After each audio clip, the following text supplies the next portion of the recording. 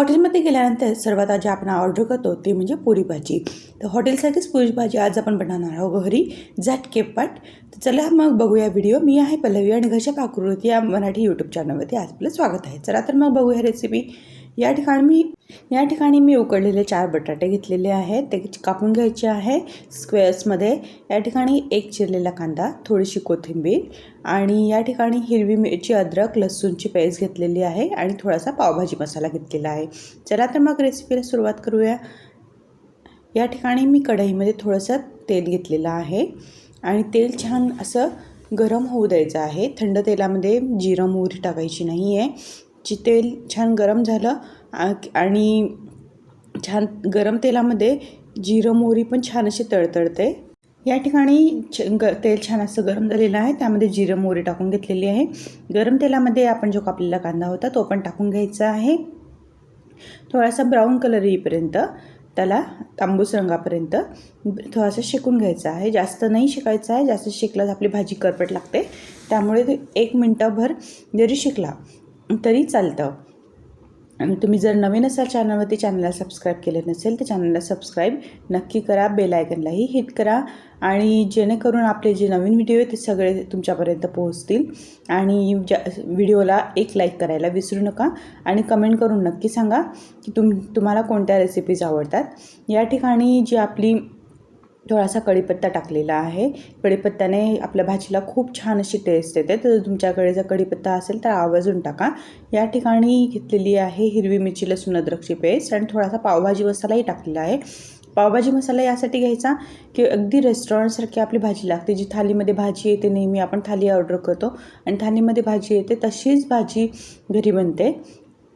थोडासा पावभाजी मसाला आवर्जून त्यामध्ये टाकायचा आणि या ठिकाणी घेतलेली अर्धा चमचा हळदीने खूप छान असा कलर येतो. तर या ठिकाणी हळदही तेलामध्येच टाकायची आहे. छान असं परतून घ्यायचं आहे सगळं सामग्री. आणि या ठिकाणी आपण घेतलेले आहे उकडलेले बटाटे. 4 उकडलेले बटाटे घ्यायचे, त्याची साल काढून घ्यायची आहे आणि त्याला कापून घ्यायचं आहे आणि ते पण छान असं मसाल्यामध्ये मिक्स करून घ्यायचं आहे. आणि छान अशी ही जी भाजी आहे ना ती खूप छान लागते.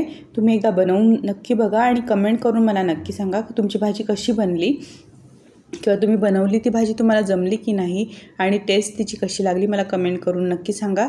आणि तुम्हाला कोणत्या नवीन रेसिपीज बघायला आवडतील ते पण मला कमेंट करून नक्की सांगा. तुमच्या एका कमेंटने मला मोटिवेशन येतं आणि मी नवीन व्हिडिओ तुमच्यासोबत शेअर करेन. या ठिकाणी छान असे स्मॅश करून घ्यायचे, कारण ते पोळी ज्या असतात त्या एकमेकांना चिपकून जातात. त्यामुळे छान असं स्मॅश करून घ्यायचं आहे त्या भाजीला. आणि या ठिकाणी थोडंसं मीठ टाकून घ्यायचं आहे त्यावरती. मीठ आपल्या चवीनुसार टाकायचं आहे. मी अर्धा चमचा टाकलं होतं, अर्धा चमच्यापेक्षा थोडंसं जास्त टाकलं तरी चालेल. आणि ताजा कोथिंबीर टाकायचा. छान असा कोथिंबीरने छान अशी चव लागते भाजीला. खूप सारा कोथिंबीर टाकायचा. या ठिकाणी बघू शकता तुम्ही मी किती सारा कोथिंबीर टाकलेला आहे. तर ही होती आपली आजची रेसिपी आवडल्यास रेसिपीला एक लाईक नक्की करा. अजून आपण पुढे बघणार आहोत की मसाला पुरी कशी बनवायची घरच्या घरी, तर ती पण रेसिपी आपण बघणार आहोत. आता मिनिटभर याच्यावरती झाकण ठेवून द्यायचं आहे आणि झाकण ठेवल्यानंतर पुन्हा हिला हलवायची आहे. असं 1-2दा करायचं आहे आणि झाकण ठेवल्यानंतर पण हिला हलवून घ्यायची आहे. आता पुन्हा आपण हिला हलवणार आहोत.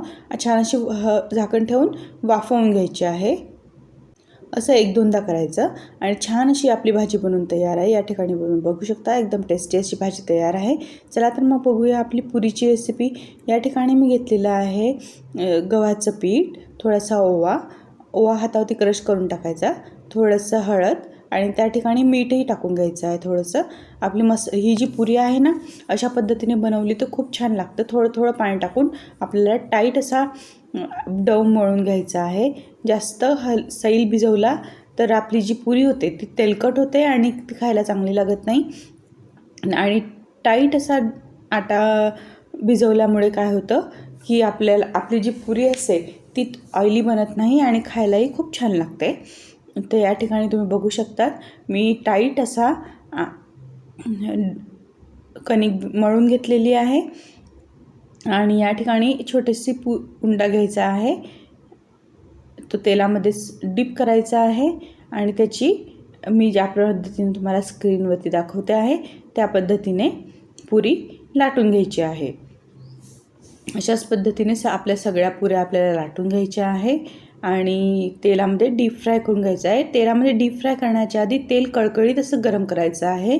छान असं त्याच्यातून धुवा निघायला पाहिजे, वाफ निघायला पाहिजे, अशा पद्धतीने कळकळीत असं गरम करायचं आहे। कळकळीत गरम केल्याने आपली जी पुरी असते ती छान फुगते पण आणि ऑइली पण होत नाही। या ठिकाणी तुम्ही बघू शकता तेलामध्ये टाकल्याबरोबर आपली पुरी किती छान अशी टम्म फुगलेली आहे, कारण मी तेल होतं ते छान असं कळकळीत गरम करून घेतलं होतं। ही टीप नेहमी लक्षात ठेवायची की थंड तेलामध्ये पुरी कधीही टाकायची नाही।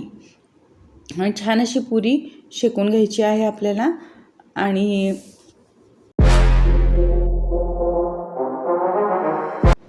हॉटेलसारखं या ठिकाणी पुरी भाजीची प्लेट आपली बनून तयार आहे। तर या व्हिडिओला एक लाईक नक्की करा, व्हिडिओला शेअर नक्की करा आणि पुन्हा भेटूया नवीन रेसिपीसोबत। त्यापर्यंत बाय बाय।